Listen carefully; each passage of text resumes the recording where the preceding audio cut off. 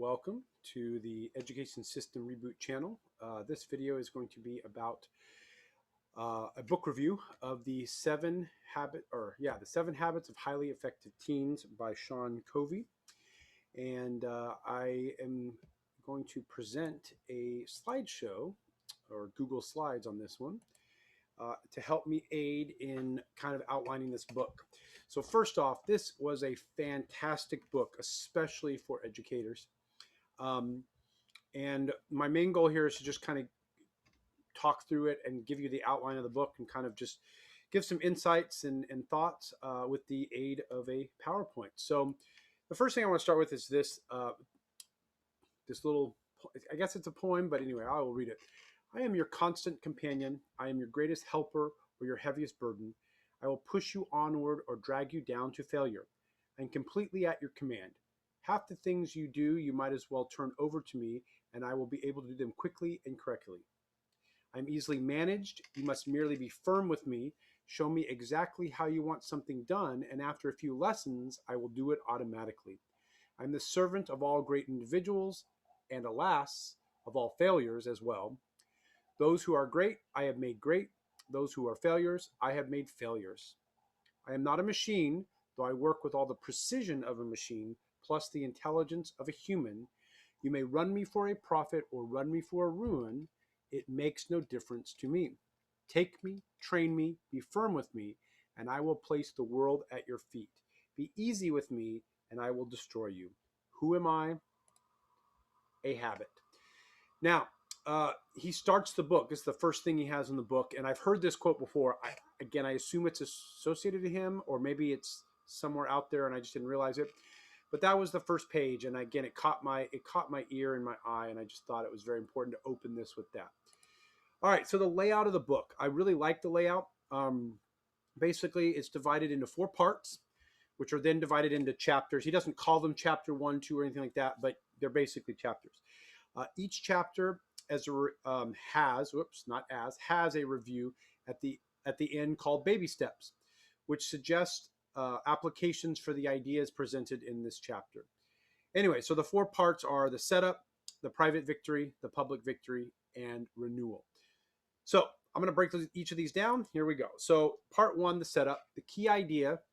There's 2 chapters to the setup. It's, first of all, it focuses on habit. Get in the habit.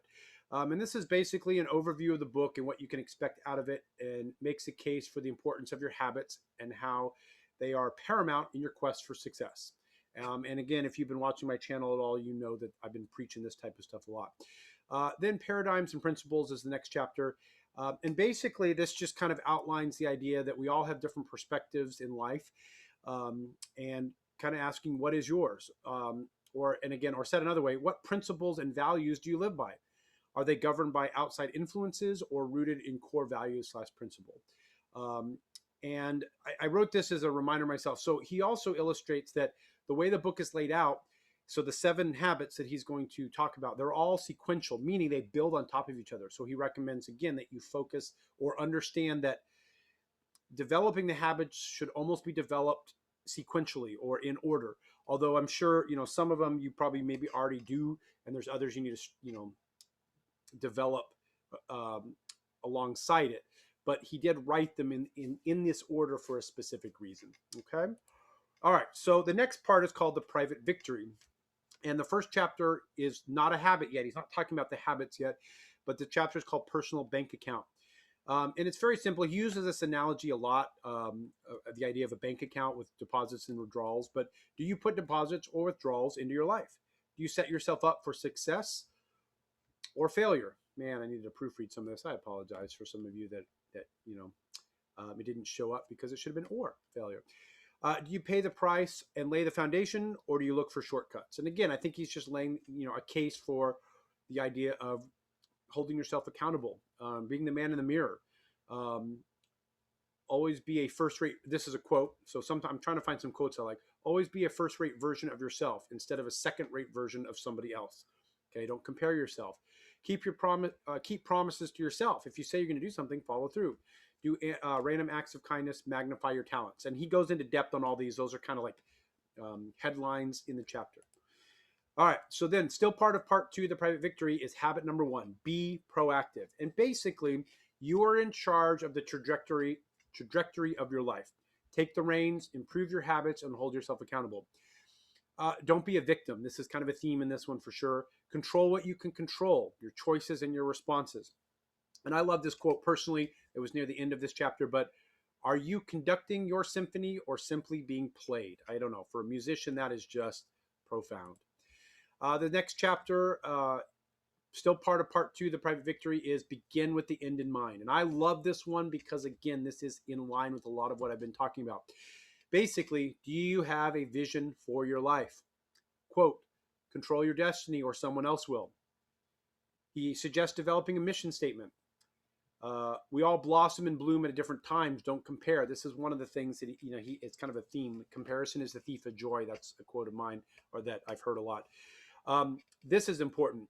Yes, you want to begin with the end in mind, but set realistic goals and write out a plan. A lot of people will set goals for ourselves that are just frankly unrealistic, and then they're not attainable. And then you can't really begin with the end in mind. And then again, this is a quote that I just liked. Character is the discipline to follow through with resolutions long after the spirit in which they were made has passed. Boy, if we are not a culture of that, all of us, including the teenagers. So as teachers, I think it's important that we can describe this and model this and expose students to this. All right, the final chapter in the private victory part is habit 3, put first things first. Basically, this just is about improving your time management and priority management, or another word, delayed gratification. He talks about a time quadrant, which I'm not going to talk about. You would need to read the book, but he has 4 little quadrants, procrastinators, other things. But this time quadrant that he emphasizes as the ideal is the one he calls the prioritizer. Get a planner or an organizational system. And then some quotes. The hard days are best because that's where champions are made. Winning is nothing more than rising each time you fall. All successful people have the habit of doing the things failures don't like to do. They don't like them either necessarily, but their dislikes is subordinate to the strengths of their purpose. And it just basically means those that are successful push through. They do what needs to be done. I mean, that's how I look at it. All right, the public victory. Okay, so this is part 3. So now, this part number 2, which was the private victory, a lot of those things are about personal growth, the things you do when you're alone. Now it's about the things you do when you're around people. So he starts with the idea of the relationship bank account, which is similar to the personal bank account. Basically, how we build quality relationships with other people. He sums this up simply. Wow, there's a lot of misprints in here. I totally apologize, but again, I'm doing this video, so I'm not going to go back and fix it. I'll fix it later. This can be summed up in a simple bank account of deposits and withdrawals. And then this, I just kept it simple. The key things: keep promises, do small acts of kindness, be loyal, listen, say you're sorry, set clear expectations. And he goes into more detail on that, but that's basically the kind of the headlines of this chapter. All right. Habit number 4, think win-win. And again, basically seek out solutions where everybody can win/benefit. And then in this chapter, he talks about the different types of scenarios: the win-lose, the lose-win, the lose-lose, the win-win. And basically, the idea is a win-lose is like a totem pole, right? Somebody gets on top of another person. So somebody else wins over somebody else's losses. If it's a lose-win situation, that means one person is the doormat, probably the person who's, how do I put this? Who's letting the compromise happen. So one person is winning despite the other person. Lose-lose is kind of the worst, where it's a downward spiral. Everyone's trying to one-up each other, or if you're not going to lose, or mutually insured destruction is probably a better way to say it. And then, of course, the win-win is an all-you-can-eat buffet. Everyone wins. We all have, we can all benefit. And then again, a good quote: the only good comparison is comparing yourself against your own potential. And I think this is so important in music and in my own life. I've always thought that I did this. Unfortunately, I think some of these other ones sneak in, but I think if I owe some of my, if I have success in some area of my life, I owe it though to the idea that I've always tried to strive to reach my potential. So I think that's very, very important. All right, habit number 5, Seek first to understand, then to be understood. So basically, this chapter describes how to improve your communication skills by doing more listening. I'm not going to, this one, I'm not going to go into a lot of detail, but it is important. I think we all could improve in this area. I definitely know I could. But again, that quote that reminds us you have 2 ears and 1 mouth. So listen twice as much as you speak. And he does kind of lay out 5 poor listening skills, which is important. How can you have good listening skills? Well, you need to know what poor listening skills are. But the idea of spacing out, pretend listening, selective listening, word listening, self-centered listening. And basically, this just means not paying attention. This means sort of, kind of listening for just little things, but not really listening.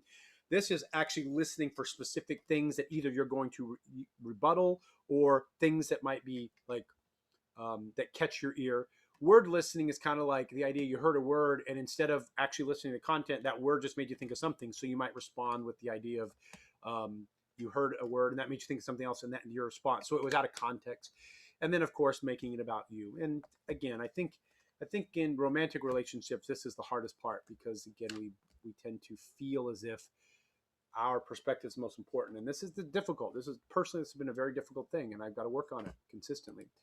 Okay, so you'll notice it's a different format on this slide because he had this in his book, and I just thought this perfectly sums up this chapter 6, Synergize.